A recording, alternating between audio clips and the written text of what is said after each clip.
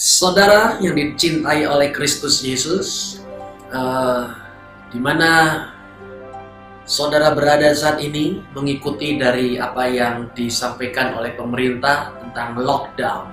Kita ada di rumah, kita sedang bingung apa yang akan kita lakukan. Seakan-akan mau keluar juga takut, mau ke mall juga takut, tidak boleh, dan kita harus benar-benar steril dan bersih.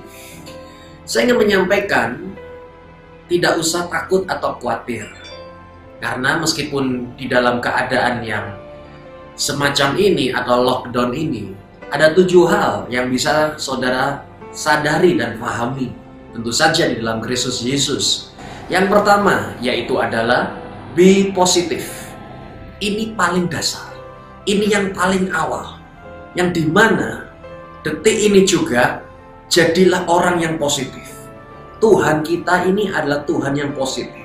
Setiap kali dia melihat kondisi rusak, hancur, sakit, tapi dia selalu punya sudut pandangan yang positif.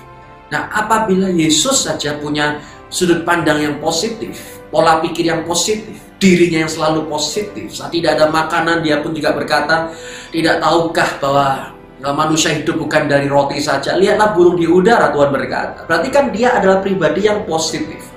Maka dari itu, poin pertama adalah jadilah positif. Jadilah positif.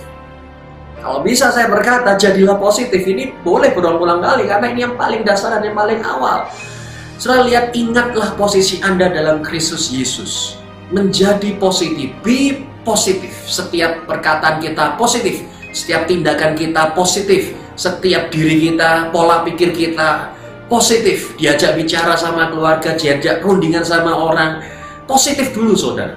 Karena di sini saudara akan bisa melihat apa yang akan dilakukan ke depan jadi lebih baik apabila Anda jadi orang yang positif terlebih dahulu. Yesus adalah pribadi yang positif, dan dia dalam diri kita, maka kita pun juga pasti positif. Yang kedua adalah be bound with your family. Saudara, ini adalah momen yang sangat bagus di mana kita untuk bisa berkumpul bersama dengan keluarga, ya, sama anak-anak, sama suami, sama dengan istri, kumpul bersama. Nah, poin kedua, saudara bisa melihat ada berkat di dalam ini ketika saudara memahami poin yang pertama, be positif. Nah, saudara akan bisa merasakan kasih karunia Tuhan mengalir di dalam poin yang kedua, yaitu adalah bonding with your family. Waktu yang sangat bagus untuk kita bisa habiskan bersama dengan anak-anak kita. Bukankah saat ini mereka dibuat oleh sekolahnya untuk bisa belajar di rumah? Nah, istri saya berkata begini, menarik, bikinnya berdua, tapi yang besarkan anak cuma istri. Ya tidak bisa, para suami ikut besarkan anaknya juga, sehingga bersama-sama. Sudah tahu, laughter is the best medicine. Tawa, bercanda, bermain bersama-sama dengan keluarga, ini adalah momen yang sangat berharga dan momen yang sangat spesial. Mari bonding with your family. Cari tahu mimpinya anak apa, cari tahu mimpinya suami apa, cari tahu mimpinya istri apa. Dan keluarga itu adalah tempat di mana Tuhan mengerjakan mujizat yang pertama. Berarti Tuhan juga pasti amat sangat mengasihi keluarga. Yang ketiga yaitu adalah do exercise. Ya, olahraga saudara. Ya, pada saat kita di rumah, mari coba olahraga. Dimana saudara mulai bisa kira-kira apa ya, yang mengeluarkan keringat begitu, mungkin push up. Kalau saya di rumah ada beberapa barbel yang bisa saya gunakan untuk bisa diangkat dan diangkat. Saudara bisa mungkin ngangkat beras, kemudian galon mungkin, saudara bisa mengangkat itu untuk bisa melatih. Yang penting satu, keluar keringat. Dan kalau misal saudara bisa berjalan sedikit di halaman rumah, saudara bisa do exercise. Dan karena exercise ini membuat kita bukan malas-malasan, karena ingat juga bahwa kasih karunia bukan membuat kita semakin tambah malas, tapi justru malah kita semakin dapat melihat karya-karya yang akan Tuhan nyatakan dalam kehidupan kita secara maksimal dengan cara luar biasa. Yang berikutnya adalah yang keempat, yaitu go to rest. Rest di sini bukan tidur, bukan cuman, tapi saudara bisa melihat istirahat. beristirahat. Kadang-kala kita kemarin-kemarin busy, B-U-S-Y. Anda tahu busy itu adalah being under Satan yoke. Tuhan kalau bisa menuntun masa depan kita, itu bukan membuat kita cuman busy, tapi membuat kita produktif, ada suatu hasil yang kelihatan dan berkarya. Nah, mungkin saat ini adalah waktu yang tepat di mana kita untuk bisa rest. Rest itu artinya adalah mulai mensyukuri apa yang sudah Tuhan kerjakan dalam kehidupan kita, kebaikan apa yang sudah kita terima. Syukuri, rest, duduk dan melihat bagaimana Tuhan selama ini telah menyertai dalam perlindungannya, dalam anugerahnya. Saudara bisa mensyukuri dan rest. Ini membuat dimana kita mengalami tangan Tuhan terbuka, Yod He Vav He, yang membuat dimana tangan Tuhan terbuka, yang dimana pada akhirnya kita bisa menikmati apa yang sudah Tuhan kerjakan dalam kehidupan kita. Oleh sebab itu, pada detik ini juga saya ingin mendorong saudara, ambillah posisi untuk rest, yaitu mensyukuri apa yang sudah Tuhan kerjakan. Dan saya yakin sekali setelah ini selesai, saudara akan melihat kebaikan Tuhan akan dilanjutkan lebih besar dalam kehidupan kita karena Tuhan mengasihi kita dengan luar biasa. Yang berikutnya yaitu adalah do reading, membaca, saudara. Membaca itu sangat berdampak sekali buat kehidupan kita. Saya pernah mengingat bagaimana Pastor Konghi pernah memberikan suatu dorongan kepada saya waktu itu, yaitu adalah dia berkata, read one book every 1 month.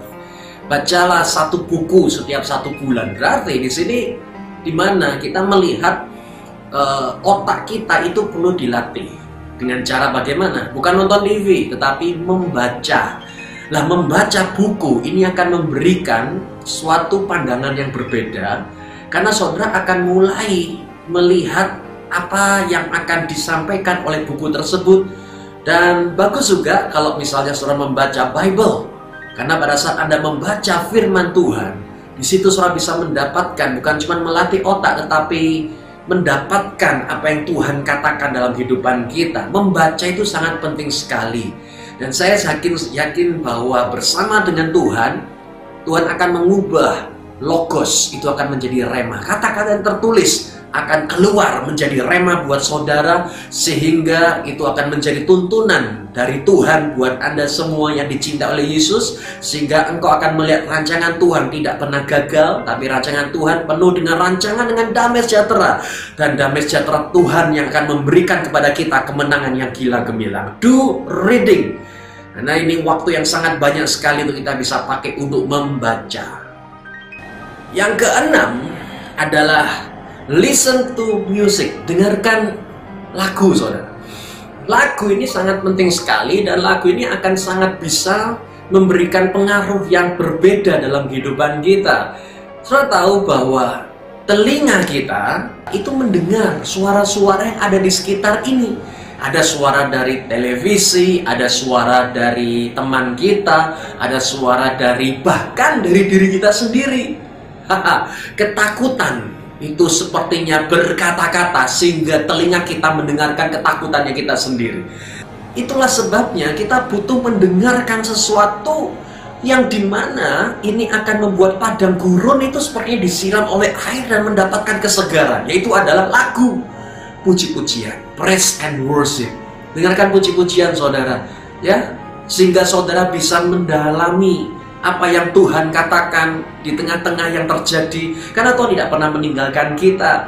Hendaklah telinga kita mendengarkan lagu-lagu pujian, karena setiap puji-pujian yang Anda dengar itu akan menjadi suara Tuhan bagi kita semua, yang membuat kita semua bisa mengalami tuntunan Tuhan. Meskipun dalam lembah kelam, seperti Daud berkata, aku tidak takut bahaya, sebab gadanya dan tongkatnya menyertai aku dan mengikuti aku. Saudara tahu bahwa hari ini pertanyaan saya adalah, siapa yang Anda dengar? Televisi, diri sendiri, atau orang-orang di sekitar kita? Stop, dengarkan yang negatif dan mulai dengarkan suaranya Tuhan lewat puji-pujian firman Tuhan dinyatakan.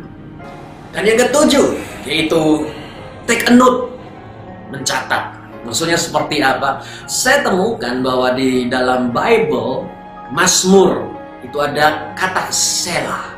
Selah itu adalah dimana dia pause sebentar, kemudian dia menerima apa yang dari Tuhan, dan kemudian dia melanjutkan apa yang dia terima dari Tuhan.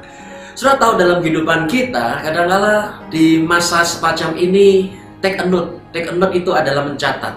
Pada saat Anda duduk, diam, tenang, ada 1-6 tadi yang Anda jalani, tiba-tiba saya yakin sekali Tuhan akan berkata kepada saudara. Dan apabila Tuhan berkata pada Anda, catat janji Tuhan mungkin, tentang rancangan Tuhan mungkin. Dan saya yakin sekali ketika Anda mendapatkan hikmat dari surga, itu seperti dimana akan reveal your hidden potential, akan menunjukkan potensi Anda yang paling dalam itu akan dimunculkan. Inilah saatnya Anda mendengarkan suara Tuhan, inilah saatnya Anda bersama dengan Tuhan. Tapi bagaimana kalau pintu ini tertutup? Saya tidak tahu apa yang harus saya lakukan. Nah, sudah tahu, di dalam poin yang ketujuh, Tuhan akan membukakan pintu yang baru buat saudara. Satu pintu tertutup, Tuhan akan membukakan pintu yang lain buat kita semua yang dicintai Tuhan.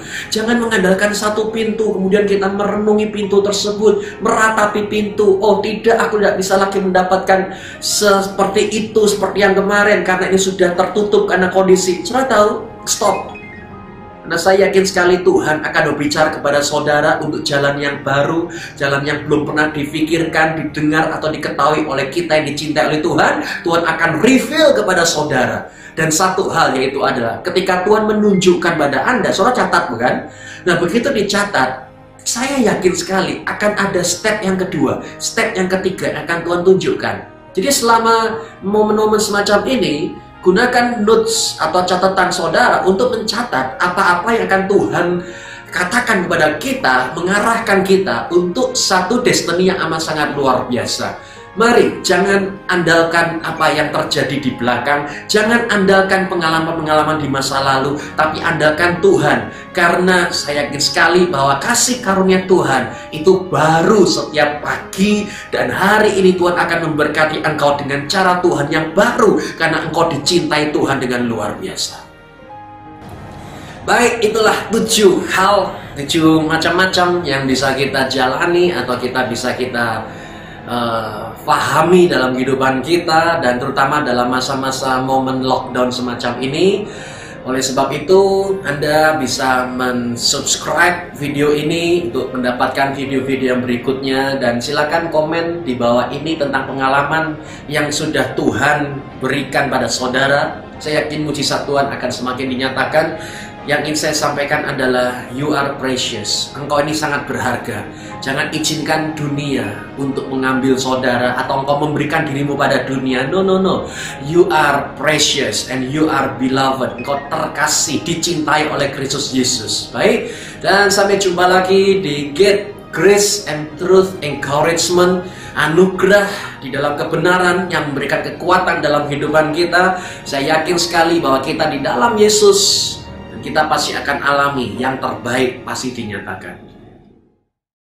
Terima kasih telah menyaksikan kebenaran firman Tuhan bersama Pastor Billy Zacharias. Tetap dukung kami dengan cara share, like, subscribe, dan tekan tombol lonceng notifikasi agar dapat mengikuti update khotbah channel ini. Yesua HaMashiach bless you.